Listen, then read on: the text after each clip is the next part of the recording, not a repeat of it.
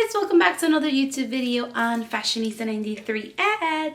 Okay, so today I'm going to talk about my story with bullying and how I was affected with bullying in school, and also I want to talk about negativity because I feel like we are born and we are in a generation where everything is no and everything that we do is wrong. So I want to talk about that and that we can learn from past experience and also maybe help others that have been through bullying or they have been through other negativities or other experience that doesn't make them feel good about themselves. So let the story So my story with bullying, I was not born and raised in the United States of America. I was born and raised in South America, in Peru, for many of you that don't know that. And I came here when I was about 14 years old, I want to say. So I came into 8th grade. And of course I didn't speak English. You know, in your country they teach you English, but it's nothing like this. And I'm like, I don't know how to carry a conversation. And I came with my mom, and when we went to my uncle's house for a little bit, so we were able to get our own apartment, our own place. Long story short, we ended up in a small town where there was Hispanic population was high, so it was good because, you know, around near you there were stores, there were bodegas, there were things like that you can go out and still have a conversation in Spanish. So it was good. My first day of school, I was in 8th grade. Again, they had to place me into ESL, which is English as a second language. For many of you guys don't know that. And I would be in a regular classroom and they pull me out for 30-40 minutes. And then that teacher, there were 2 teachers, they will help you. And if you want to stay after school, they will be after school to help you. But with those 2, I connected with one of the teachers that I still have contact with, and I love her. She it helped me through a lot. But my first day of school, you know, it's something new, just like every other day for a new September kid that doesn't know where they're going, the classes. If it's hard for somebody to go into school, you know, middle school, high school, can you imagine somebody that does not speak the language, doesn't know where they are? So it's really, really hard for me, but I'm like, okay, you know, like I faced it. So my first day of school, they introduced me to the teachers, and then the ESL teacher mentioned to me, you need to hang out with this girl, which I'm not going to mention her name, but you need to hang out with her because she's from the same nationality as you, and she also is in the ESL, but she has been longer in this country, so she understands and she can carry a conversation. So which I did. So she introduced me to her when we were in our, you know, group, ESL group, and then she says, why don't you have lunch with her? So I did. So she was really nice. So we had lunch together. We were walking down the stairs of cafeteria, you know, like any new kid in a new place, you look around like, where am I? How does this thing look like? You know. And we were sitting down on like those benches seats, and I was eating my food and we were talking, and she was explaining to me, you know, how the periods work and etc. Like, you know, just talking about school. And I was just looking and staring, you know, not staring at people, but just look, right? So there was this girl that said to me, why are you looking at me? But with like an attitude. And I was like, what is she saying? Because I have no idea what she just said. So, you know, the other girl translated to me, and I said, I'm sorry, I don't speak any English. You know, it's like, I was not trying to look at you. I was just looking around. She says, well, if you want to fight, you can fight. Who do you think you are? That come from another country. Like, really, like, I want to say, yes, it was bullying, because at that time I felt like, I was like, oh my God, did I do something wrong? Like, I'm so sorry. So school ended, and she was in the same grade and classroom as I was. Because there was only one classroom for each. Like I said, it's a small town. It was one school, elementary and middle school. And high school, you had to go to, you know, to the other school. But it was only one class of each. So I had to see this girl every day in my homeroom classroom and etc. So I was like, okay, what do I need to do? So school ended, you know, this class ended, they ended. And I told my ESL teacher, and I said, look what happened. She says, you know what? It's up to you. You can tell the principal or whatever. And I remember my mom always saying, you know, it's like, if you're in trouble or something happens, always say it at the time, you know, find a solution, because then you don't know what could happen tomorrow.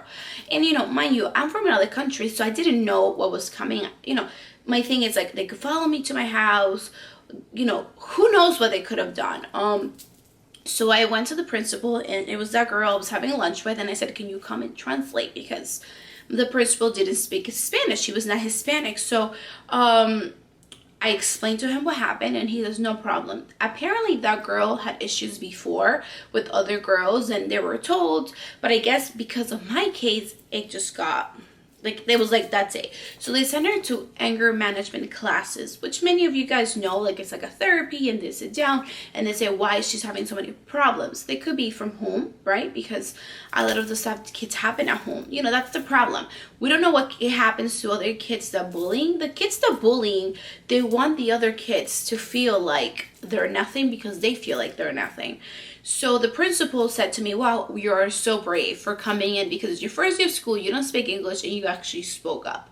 And I feel like sometimes that's hard when you don't have a communication with your parents, or you don't know what to do in a situation like this, correct? That's my story. But I went home and I told my mom used to work 4 jobs, so I will see her like a couple hours. And I explained to her, and of course she was worried, because as a parent, you know, you get worried because you don't know what's happening. You know, good thing that the problem was solved there, because I took charge of in that moment. But what happens with those kids that don't speak up? What happened to those kids that go home and then they cry, and then you don't know what they're doing? And that's the reasons why there's a lot of problems at home, or a lot of kids get suicide, or etc. Like, a lot of things happen with bullying, especially in school. You know, even sometimes parents, the kids come home and they say, look what happened. Well, you know what? It's the other kid. It's not you sometimes, you know? And sometimes parents, I don't have a child. I have my brother. But sometimes parents don't listen. I understand parents, you're busy, you're working, you have things to do, you have bills to pay, etc. There's a lot of things that parents need to be worried about. But one of the important things is having a communication with your child. Sit down and have dinner with them, or sit down and do homework with them. How hard is that? You know, I know it's hard, but it's taking, you know, the one day a week that as a family you sit down and have dinner family together, with no electronic, with no cell phone, with no iPad, and just talk. How was your day? What did you do? Like, did you like this? Did you like that? How was lunch at school? Oh, how was recess? You know, all those things come together, because then when a child has a problem, they're going to come to a home where they have a communication, where they know that they can trust their family, and they know that they can say, you know what, today's school was so bad, and the homework and the teacher was yelling at us. Oh, okay. Like, and just having that child just relating to you and know that you're there for them is so much important than just saying, go to your room and figure it out. And what do? You don't know what they're doing, correct? And I feel like that's the reasons what happened to me. So now I have a really good communication with my mother, and thanks to that was able to solve that problem. Because of negativity, I feel like a lot of the kids are born saying, no, don't do this, don't do that, yes. So it's like everything it's no, and anything that we do, it's wrong. If you show up for work 5 minutes late, what do they say? Oh, you came to work late. Did we ask, oh, is everything okay? Did you have any problems? Was there any accidents with your car? Was your family okay? No, we immediately just block it and say you did something wrong, instead of saying, no, we're here to help you. We are here to say, are you okay? Is everything all right? You know what? Do you need to go home? Are you sick? No, we just assume that everything should be perfect, and that everyone needs to be here on time, or they need to be in school on time, or they need to hand in the homework on time. Why don't we ask kids, and, you know, even adults, is everything okay? Because we all have problems at home. Once you get into that house, you don't know what's going on. So we need to be a little bit nicer to people. And honestly, that bullying at school needs to stop. And I know there's a lot of videos and people saying that, but something needs to stop, right?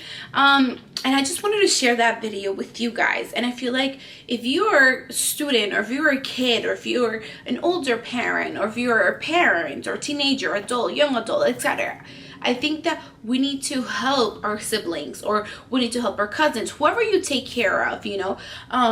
Ask them, how was school today? Do you want to go get some ice cream? Or do you want to just get a lemonade or something, just to spend some time together, and that child can relate to you, and then it can open up to you, saying things that sometimes you didn't even know that happened. And that's pretty much it. I hope you guys like this type of videos, because I feel like sharing my story with everybody else, I think it's so important. We all have a story. I'm sure that everybody in this world was either bullied or picked on, and I feel like it's important to accept that and share it to other people. And I hope that you guys are enjoying this. Do not forget to enter my birthday giveaway, which is still running until the end of June 30th. I will be sharing the winner the beginning days of June. So stay tuned for that, but don't forget to subscribe. I will link the video down below for you guys to enter the birthday giveaway if you have not. And be happy, be nice, and be fashionable. Thank you guys, and have an amazing day. Bye.